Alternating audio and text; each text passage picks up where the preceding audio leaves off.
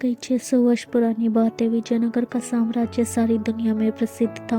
उन दिनों भारत पर विदेशी आक्रमणों के कारण प्रजा बड़ी मुश्किलों में थी। हर जगह लोगों के दिलों में दुख, चिंता और गहरी उधेड़ बुनती। पर विजयनगर के प्रतापी राजा कृष्णदेव राय की कुशल शासन व्यवस्था, न्यायप्रियता और प्रजा वत्सलता के कारण वहाँ प्रजा बहुत खुश थी। राजा कृष्णदेव राय ने प्रजा में मेहनत और सद्गुणों के साथ साथ अपनी संस्कृति के लिए स्वाभिमान का भाव पैदा कर दिया था। इसलिए विजयनगर की ओर देखने की हिम्मत किसी विदेशी आक्रांता की नहीं थी। विदेशी आक्रमणों की आंधी के आगे विजयनगर एक मजबूत चट्टान की तरह खड़ा था। साथ ही वहाँ के लोग साहित्य और कलाओं से प्रेम करने वाले तथा प्रयास प्रिय थे। उन्हीं दिनों की बात है कि विजयनगर के तेनाली गांव में एक बड़ा बुद्धिमान और प्रतिभावान संपन्न किशोर था। उसका नाम था रामलिंगम। वह बहुत हंसोड़ और हाजिर जवाब था। उसकी हास्यपूर्ण बातें और मजाक तेनाली गांव के लोगों को खूब आनंदित करते थे। रामलिंगम खुद ज्यादा हंसता नहीं था, पर धीरे से कोई ऐसी चतुराई की बात कहता कि सुनने वाले हंसते हंसते लोटपोट हो जाते। उसकी बातों में छिपा हुआ व्यंग्य और बड़ी सूझबूझ होती, इसलिए वह जिसका मजाक उड़ाता वह शख्स भी द्वेष भूलकर औरों के साथ खिलखिलाकर हंसने लगता था। यहाँ तक कि अक्सर राह चलते लोग भी रामलिंगम की कोई चतुराई की बात सुनकर हंसते हंसते लोटपोट हो जाते थे। अब तो गांव के लोग कहने लगे थे, बड़ा अद्भुत है यह बालक। हमें तो लगता है कि ये रोते हुए लोगों को भी हंसा सकता है। रामलिंगम कहता, पता नहीं रोते हुए लोगों को हंसा सकता हूँ कि नहीं, पर सोते हुए लोगों को जरूर सकता हूँ। सुनकर आसपास के खड़े लोग ठाका मारकर हंसने लगे।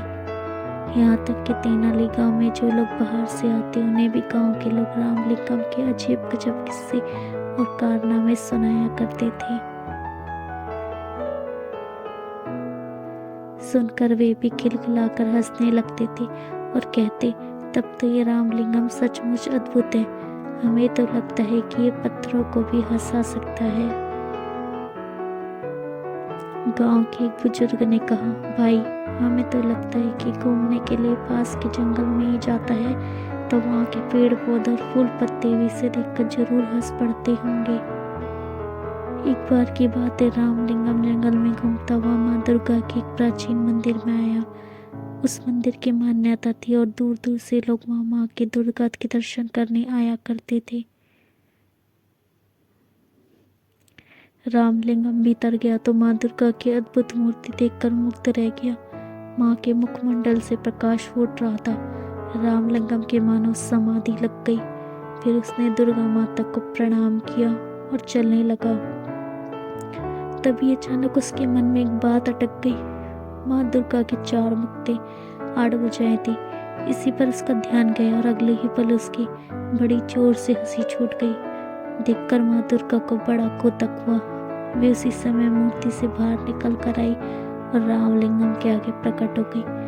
बोली, बालक तू हंसता क्यों है? रामलिंगम माँ दुर्गा को साक्षात सामने देखकर एक पल के लिए तो सहम गया, पर फिर हंसते हुए बोला, क्षमा करें माँ, एक बात याद आ गई इसलिए हंस रहा हूँ। कौन सी बात बता तो भला? माँ दुर्गा ने पूछा। इस पर रामलिंगम ने हंसते हंसते जवाब दिया, माँ मेरी तो सिर्फ एक ही नाक है, पर जब जुकाम हो जाता है तो मुझे बड़ी मुसीबत आती है। आपके तो चार चार मुख हैं और भुजाएं भी 8 हैं। वो जब जुकाम हो जाता होगा तो आपको और भी ज्यादा मुसीबत। रामलिंगम की बात पूरी होने से पहले ही माँ दुर्गा खिलखिलाकर हंस पड़ी। बोली, हट पगले, तू माँ से भी मजाक करता है। फिर हंसते हुए उन्होंने कहा, पर आज मैं समझ गई हूँ कि तुझ में हास्य की बड़ी अनोखी शुद्धि है। अपनी सूझबूझ हास्य के बल पर तू नाम कमाएगा और बड़े बड़े काम करेगा। पर एक बात याद रख, अपनी इस हास्य वृत्ति का किसी का दुख देने के लिए प्रयोग मत करना। सबको हंसाना और दूसरों की भलाई के लिए काम करना। जा तू राजा कृष्णदेव राय के दरबार में जा, वही तेरी प्रतिभा का पूरा सम्मान करेंगे। उस दिन रामलंगम दुर्गाबाग के प्राचीन मंदिर से लौटा तो उसका मन बड़ा हल्का फुल्का था। लौटकर उसने माँ को ये अनोखा प्रसंग सुनाया। सुनकर माँ चकित रह गई